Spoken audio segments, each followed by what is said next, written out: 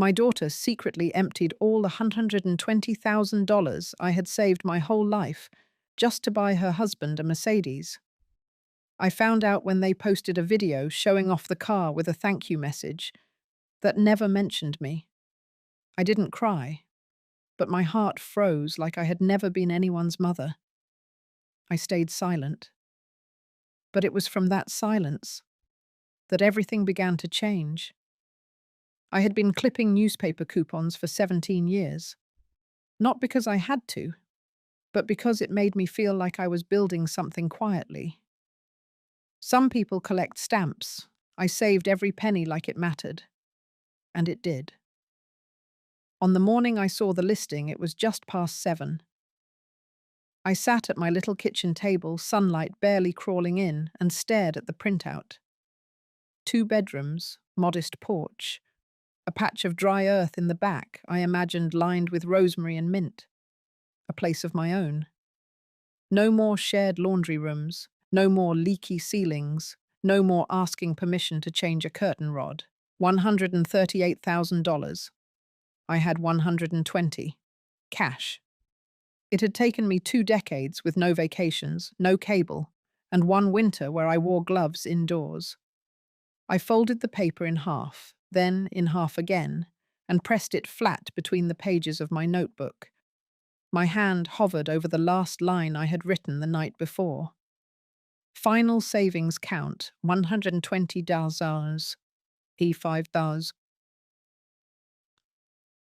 That number meant something to me. It wasn't just money. It was proof that I could hold myself up even when everything else sagged. I picked up the phone to call the realtor, but paused. I wanted a moment to feel the bigness of it. This was the last dream I had not yet given up. So I made tea, sat back, looked out the window. A mockingbird had landed on the fence again. Same one every morning, I like to think. He didn't need much space either, just a place to land. I allowed myself 5 more minutes. Then I put on my shoes, buttoned my sweater, and walked 3 blocks to the bus stop. The bank wasn't busy. Just 2 women ahead of me talking about air fryers and school supplies. When my number was called, I stepped forward. The teller smiled politely. I handed her my ID, told her I wanted to begin a wire transfer, the kind of moment where you expect to feel proud. She typed, glanced down, paused, then typed again. Her voice dropped just slightly when she spoke. "Ma'am, I'm not sure what happened, but your account is currently showing a 0 balance." It felt like she had spoken in a language I didn't understand. I smiled gently, like someone who hadn't heard right. She turned the monitor so I could see. No pending deposits, no recent withdrawals under my name. Just one large transfer, done 2 weeks ago. 12 years gone. I walked out without saying anything. If you've ever had the wind knocked out of your lungs without being touched, then you know how it felt. My shoes didn't fit right. My sweater was too warm, or too thin. I couldn't tell anymore. I sat at the bus stop, not blinking, not breathing, and thought of one thing. Who had the right to steal my future without asking me? And why did it already feel like I knew the answer? I didn't go straight home. I couldn't. My legs moved, but they didn't seem to know where they were going. I walked down Speedway like someone searching for a face they hadn't seen in years. Every stoplight, every passing car, every storefront I looked without seeing. I ended up at the small park near the high school. Sat on a bench I used to wait at when Kristen was in marching band. The trees looked the same. The ground was dry, cracked. Somewhere nearby, someone was mowing a lawn. That smell of cut grass pulled something out of me. Something older than words. I reached into my purse and pulled out the last bank statement I had printed. It was dated 3 weeks ago. The balance was still there. All of it. The money hadn't vanished slowly. It had been taken all at once. Back home, I sat on the couch. I didn't turn on the fan. Didn't pour a glass of water. I just sat. staring. That whole day passed without me saying a word out loud. By morning, I wasn't angry yet, just confused, disoriented. I checked again online. Same result. My checking account empty. My savings account inactive. There was one transaction listed 2 weeks ago. Large withdrawal. Then everything moved into an account number I didn't recognize. I called the bank. The customer service rep was polite. Too polite.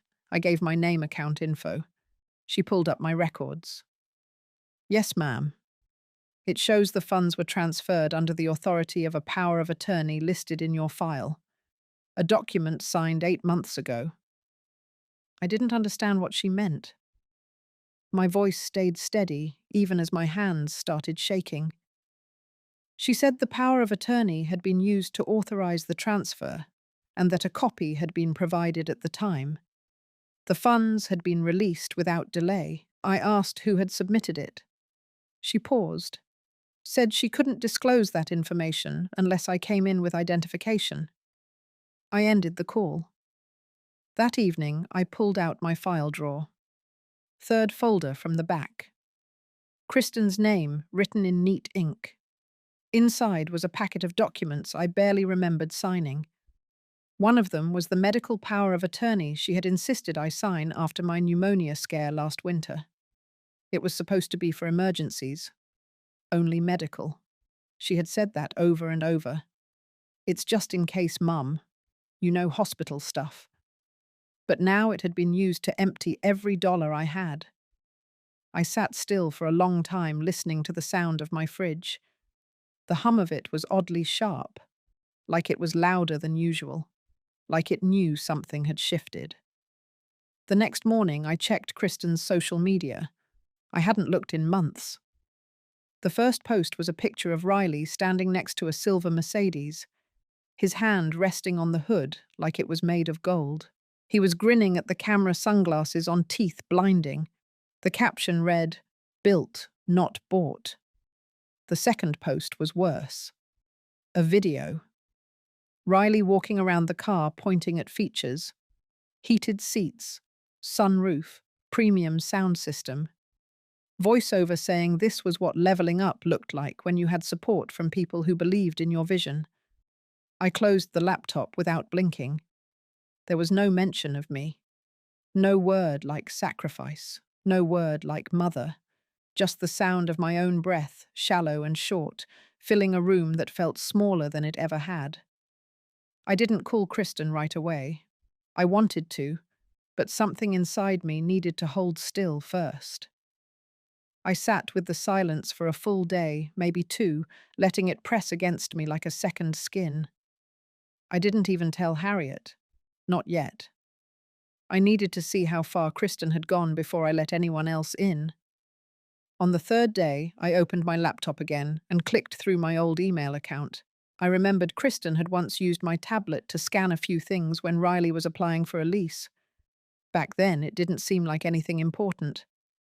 But now, every little thing held weight.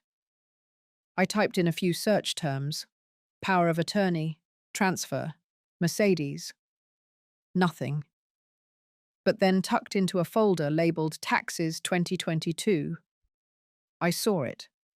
A PDF labeled Final Transfer Authorization. I opened it. The signature looked like mine, but slanted, rushed. The email it had been sent from wasn't mine. The forwarding address in the email header didn't match anything I recognized. It was Riley's old domain, the one he used for his drop-shipping business that never went anywhere. My chest got tight. I printed the document and laid it on the kitchen table. Looked at it under the dull yellow light. Whoever signed that paper had access to my personal files. They knew where I stored things, knew my habits, my hesitations. I called Kristen the next morning. She picked up after the third ring. Her voice was sweet, almost too sweet. She said she was just thinking about me. Said she and Riley had meant to stop by with dinner sometime soon. Said they were so excited for everything that was ahead. I asked her plainly about the money. There was a long pause, the kind that fills a room. Then she said it wasn't stealing, that I had signed the power of attorney, that it was for emergencies, yes, but that Riley's business was on the edge of a real breakthrough and they needed help. She used words like leverage and opportunity. She said she knew I'd understand eventually. I didn't respond right away. I just listened. She said they were planning to pay it back, that once the new contracts cleared, I'd be proud of what they had built. She said it was an investment, not a theft. That family supported family. That's what we were supposed to do. Her voice grew soft at the end. She said she hoped I wasn't too upset. I told her I needed some time to think. Then I hung up. That night, I sat on my bed and read the printout again. Riley's name was listed as the beneficiary on the wire. His name, not Kristen's, not mine. There was no mention of repayment, no schedule, no timeline, just a quiet removal of every dollar I had worked for. I pulled out a notebook and wrote down everything I remembered. Dates, conversations, little moments, like when Kristen had offered to help with my taxes that year. Like when Riley mentioned he knew a guy who could streamline paperwork. I had let it all pass, and now it came back in a wave that burned. I started keeping a folder, not for revenge, for clarity, for my own record. I wrote down what the bank said. I made copies of emails. I took photos of my handwritten notes. I wasn't sure yet what I was building, but it felt familiar. It felt like saving again. Only this time not for a house. This time I was saving something even more valuable. Myself. The day after that phone call with Kristen, I woke up before the sun. I hadn't slept much. My body was still, but my mind had been moving all night, sorting through old memories, weighing her words against what I knew was real. I didn't make tea that morning. I just sat at the kitchen table, hands resting flat, staring at the pattern in the wood. The same spot I used to sort grocery coupons now held printed emails, a notepad, and that fake power of attorney document. I read through it again. Every line, every misspelled word. It looked official, but I saw it now for what it was.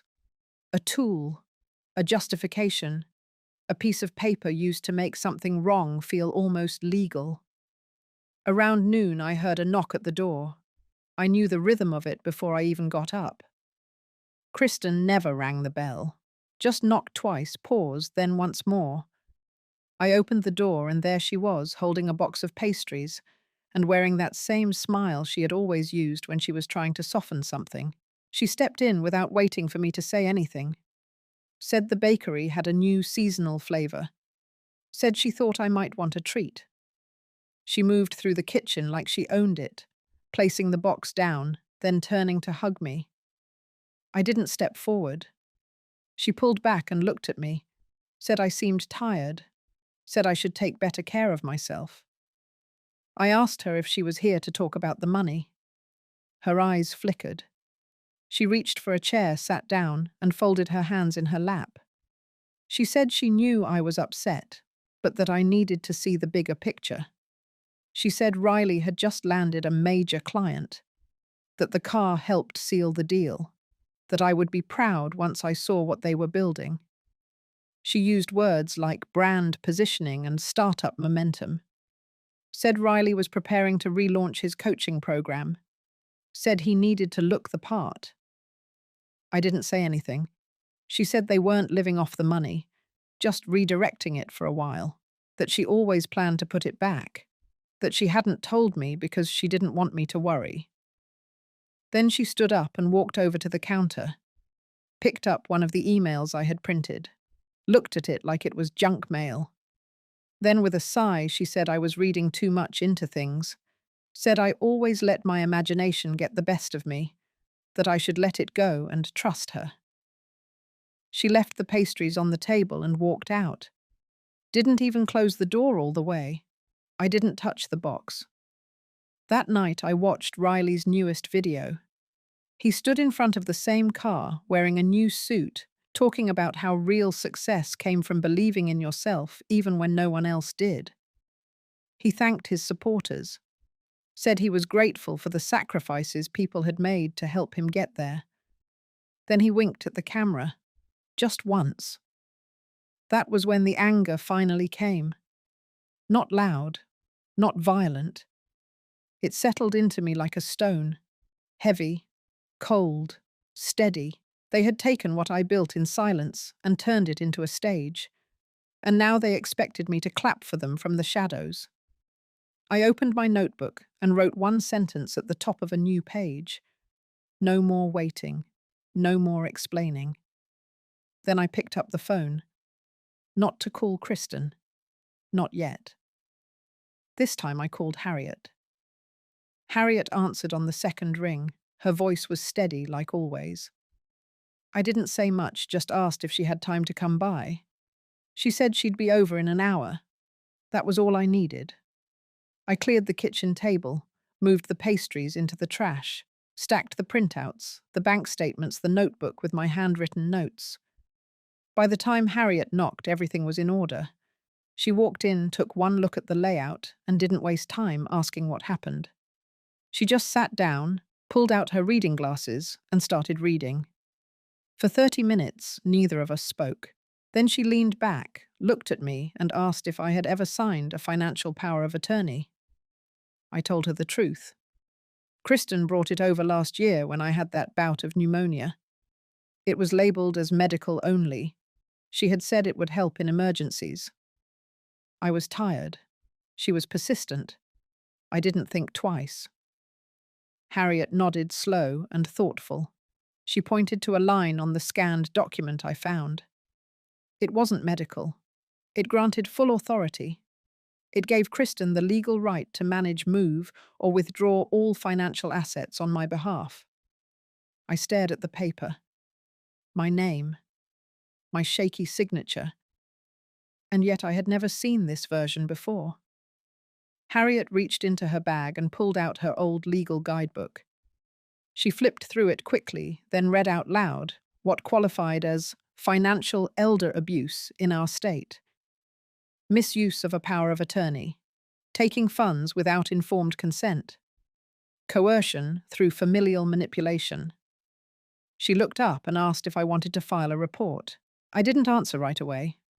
Instead, I stood up, walked to the window, and looked out across the street. The neighbor's dog was barking again. 2 kids rode by on scooters. It all felt normal, too normal. I turned back to Harriet and said I didn't want revenge. I just wanted it documented. Not for Kristen, for me. I wanted a record that what happened wasn't okay, that I wasn't imagining it, that I hadn't just made poor choices in old age. Harriet said we could file a complaint through the Arizona Adult Protective Services. She said we could attach evidence, that it could be confidential, that I had every right to protect myself. We spent the next 2 hours scanning, labeling, organizing. She helped me write a brief timeline. We listed dates, emails, transactions. I printed copies. She saved them to a flash drive. Before she left, she put her hand on mine and said she was proud of me, that saying something even quietly was powerful. After she left, I sat at the table in silence again. But it was a different kind of silence. Not the stunned kind, not the helpless kind. This one felt like a pause before something clearer, like air just before a storm breaks. I wasn't going to march into their house. I wasn't going to scream or demand. But I wasn't going to pretend anymore either. The story was now written down, filed, dated, stored in 2 places. It wasn't a maybe. It wasn't a feeling. It was a fact. And facts don't need permission to matter. The call from the realtor came the following Tuesday. I recognized the number right away. My heart skipped, but I answered calmly. She spoke gently, as if trying not to bruise me with her words. Said she wanted to let me know the Green Valley house had sold. Someone else had made an offer. all cash. Quick close. The seller had accepted it that morning. I thanked her, hung up, sat down at the edge of my bed. I had known it was coming. I just didn't think it would land quite so hard. That house had become more than a goal. It was the one place I allowed myself to imagine peace. A porch with a rocking chair, a patch of mint outside the kitchen window, the simple joy of locking the front door and knowing no one else had a key. Now it was gone, just like the savings that were supposed to make it mine. I didn't cry. Not this time. I folded the printout of the listing and slid it into the back of my notebook. Then I closed the drawer where I had kept everything related to that house and didn't open it again. Later that evening, I stood in front of the mirror. I took a good look at myself, at the lines in my face, at the grey at my temples, at the way I was still standing. Kristen didn't call that week, neither did Riley. No messages, no check-ins. It was as if their part had ended once the money had moved. They had their car, their image, their clean hands. And I had silence. The days that followed felt like fog. I made simple meals, read a little, walked twice around the block instead of once. I deleted the banking app from my phone. I cancelled the extra line on my plan that Kristen had been using. I closed the shared Dropbox folder we hadn't touched in months. One by one, I untied the knots between us. Not with bitterness, with clarity. I needed space to breathe again. Harriet called to check in. She said the report had been received, said the state might not follow up right away, but that the documentation was solid, that I had done the right thing. I told her I didn't need anything to happen right away. I just needed the truth to exist somewhere outside my own head. That weekend, I went through my closet. I pulled out 3 boxes, old cards, photographs, Kristen's kindergarten painting, one of Riley's business flyers from years ago. I didn't throw anything away, but I boxed them up and taped the lids shut. I wasn't erasing them, just setting them aside. The hardest part wasn't losing the money. It was realizing I had loved so deeply, so quietly, that I never noticed when that love stopped being returned. And now the house was gone.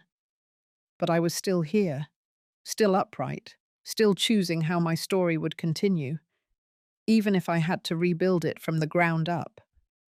It was almost 2 weeks after the house sold when Kristen showed up again.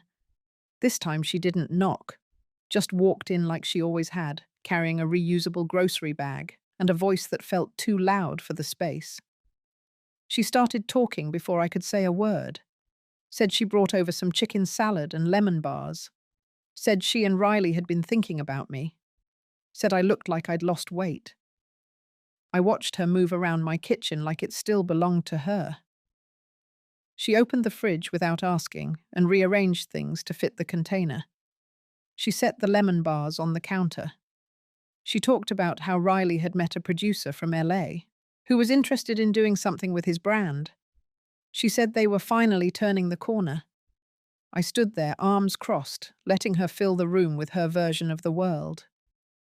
Then she looked at me and softened her voice. She said she knew I was still upset, that it had been a rough couple of months, that families sometimes had rough seasons. I didn't say anything. She reached into her purse and pulled out a pamphlet. It was glossy, with Riley's face on the cover. A branding workshop, the kind you pay too much for and walk away with nothing but buzzwords. She said they were launching a new program, that they wanted me to be a part of it somehow. Maybe manage logistics, help with coordination. She said I was good at that kind of thing, said she always admired how I kept things running when she was little. I looked down at the pamphlet. Riley in a suit, smiling like a billboard. Beside him, the words, "Build your legacy with confidence." I handed it back to her. She laughed nervously, tucked her hair behind her ear, then leaned in. Said they needed help, that this next step was big. That Riley had taken a loan against the car to fund the event space. That if the launch didn't go well, they'd be in a tough spot.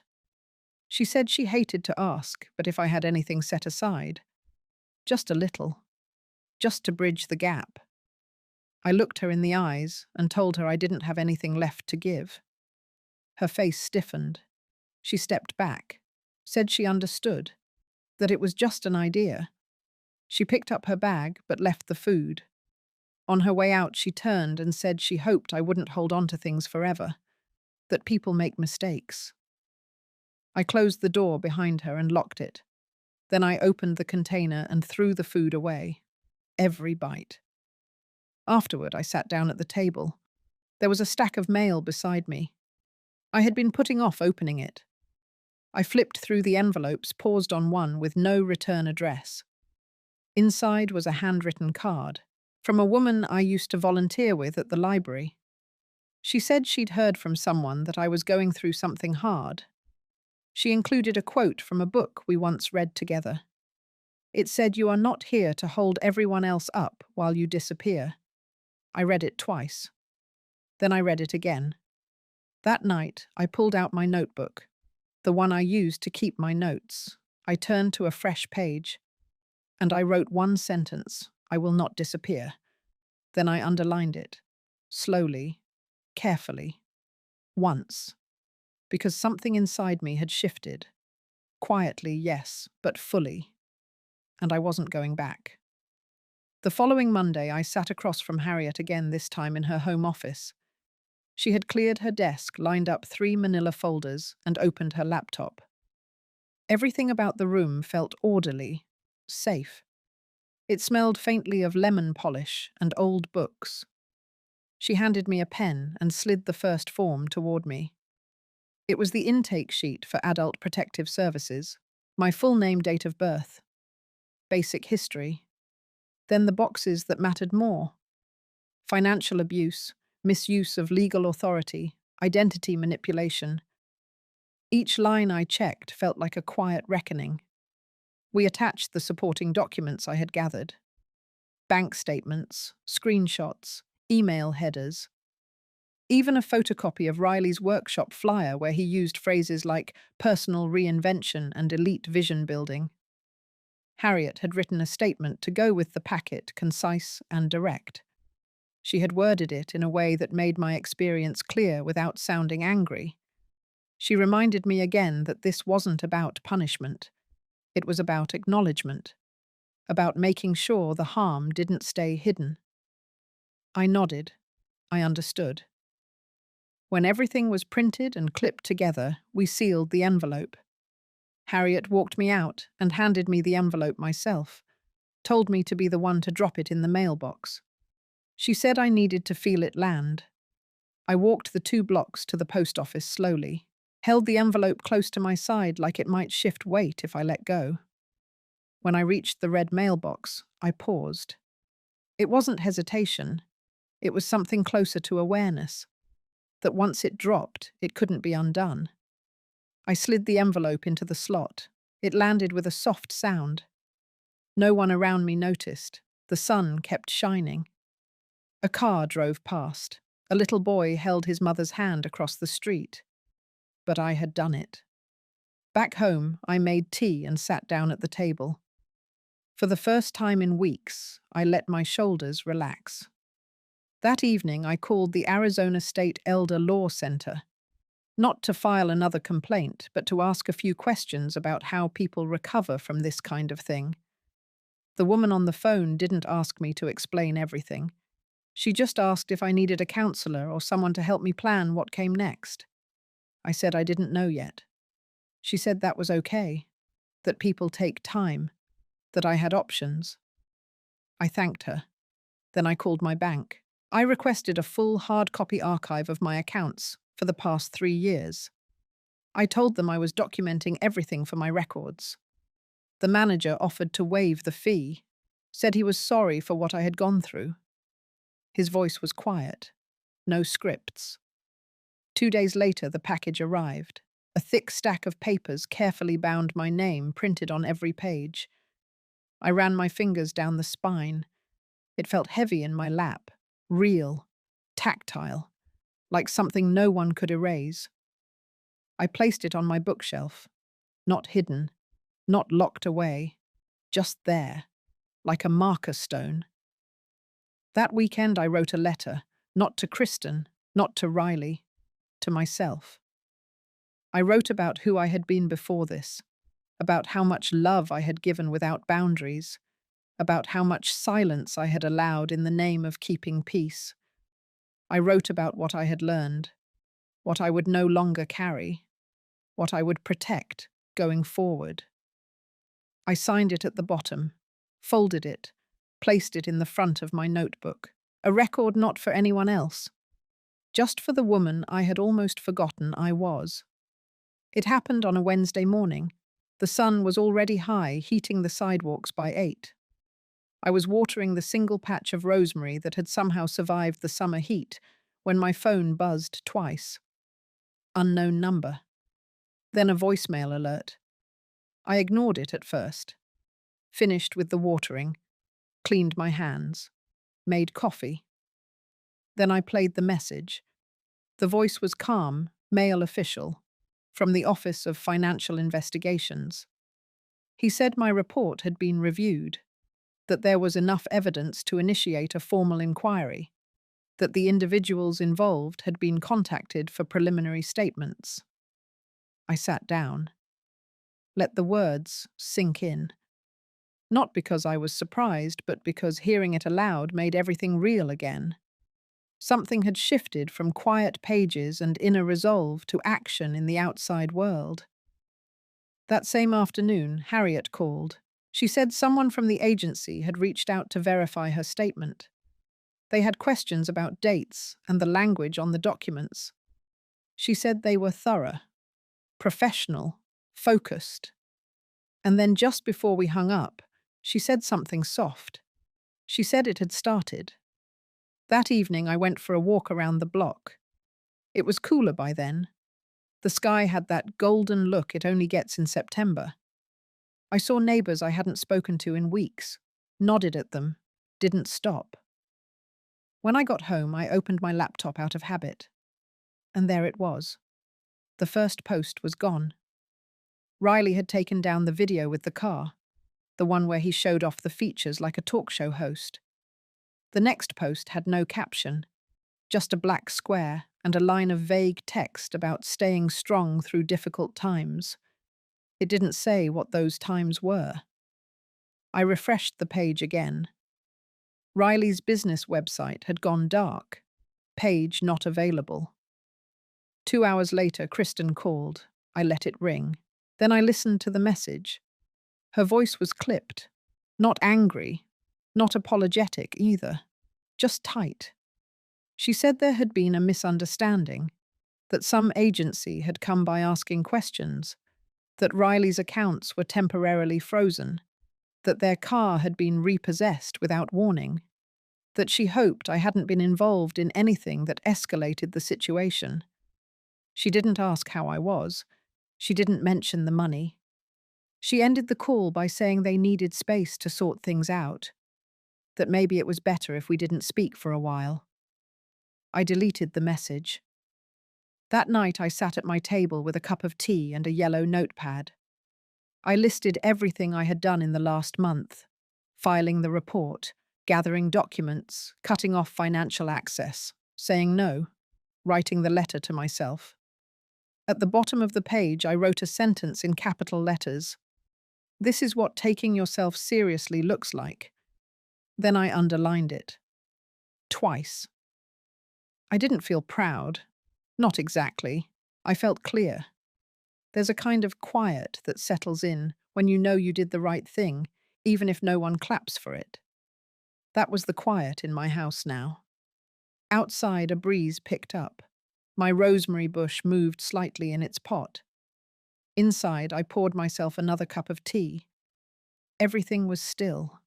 And for the first time in a long time, stillness didn't feel like loneliness. It felt like strength. A month after the investigation started, I got a letter in the mail from a non-profit housing program I had applied to years ago. Back then, it was just a curiosity, something Harriet had mentioned in passing. A wait list for seniors looking for small, sustainable homes built on donated land in the edge of Green Valley. I never expected to hear back. But there it was. A letter with my name typed clean across the top, offering me a spot in a pilot housing unit. 1 bedroom, open kitchen, a small covered porch, utilities included. Rent on a sliding scale based on fixed income. And more than that, privacy, safety, peace. I read the letter 3 times before I folded it neatly and set it beside my tea. It wasn't the house I had once imagined, but it was something better. A space I hadn't begged for. A space that hadn't been tied to sacrifice or silence. I called the number listed, confirmed my interest, and set a move-in date for the end of the month. The day I packed, I moved slowly, not out of hesitation, but out of respect. Every object I touched had a weight I understood better now. I gave away most of my dishes, donated the coats I hadn't worn in years, threw out the papers I no longer needed. I boxed up what mattered: the notebook, the banking documents, the letter to myself. I wrapped them in a soft towel and placed them in the center of the last box, like something worth keeping close. Harriet came over to help me load the final things. She didn't say much, just smiled when she saw the porch swing they had installed outside the new place. She stood beside me while I unlocked the front door for the first time. It opened easily. No creak, no resistance. Inside the walls were bare, the floor warm beneath my feet. The windows let in light from both sides. There was a single chair beside the window, already in place. A welcome card on the counter with my name written in blue ink. That night I didn't unpack much. I set a kettle on the stove, made tea, and sat in the chair by the window. The breeze came through the screen and smelled like dry grass and sage. I watched the sun dip low behind the hills. There was no one waiting for an update, no one calling to ask for anything. Just me. And the quiet. I thought about the version of myself who had clipped coupons and dreamed in whispers, who had wanted something small but honest, who had trusted too long, stayed too quiet, and finally chosen herself. I didn't feel bitter. I didn't feel triumphant. I felt settled. Not everything had been repaired. Not everything had been returned. But something in me had been restored. That night I wrote one more page in my notebook. I wrote that home is not always a place you buy. Sometimes it's a space you build inside yourself, slowly, steadily, like savings that no one else can touch. And then I slept with the window open. The night air moved through the room like a promise. 1 week after I moved in, I received a letter with Kristen's handwriting on the envelope. I recognized the slope of each letter, the way she looped the R just slightly too far to the right. It was postmarked 2 days earlier. No return address. I let it sit on the counter for almost a full day before I opened it. Inside was a single sheet of paper. No greeting. No apology. She wrote that things had gotten complicated, that Riley had been forced to pause his business activities, that the agency's inquiry had interfered with their cash flow, that they were re-evaluating next steps. She added one more line. She said she hoped I was doing well, and that maybe sometime down the line we could talk. I folded the letter and placed it inside the back of my notebook. Not because it meant anything new, but because it was a piece of the story, even a broken one. That Sunday, I baked for the first time in months, just a small batch of almond scones. The kitchen in my new place had a tiny window over the stove, and as I stood there, the light caught the steam from the kettle just right. It reminded me of mornings long before all this. Mornings when I used to wake before Kristen and leave warm muffins on the counter before heading to work. I didn't bake because I missed her. I baked because I still loved the quiet rhythm of measuring, stirring, waiting. It gave my hands something to do, while my heart stayed soft. Later that afternoon, I walked the scones down to the shared table near the community garden. A few other residents were already there. One woman was knitting. Another man was reading a paperback mystery. No one asked questions. I placed the plate on the table, nodded, and sat beside them. We didn't speak much, but it felt enough. After dinner, I returned to my place and opened the window again. The breeze brought in the smell of early fall, leaves beginning to turn, a kind of gentleness to the air. I sat at my desk and opened the notebook. Flipping back through the pages, I read what I had written in the worst moments. The doubt, the fear, the ache, then the clarity, the stillness, the decision. I added a new entry. Today I baked scones and sat in the sun.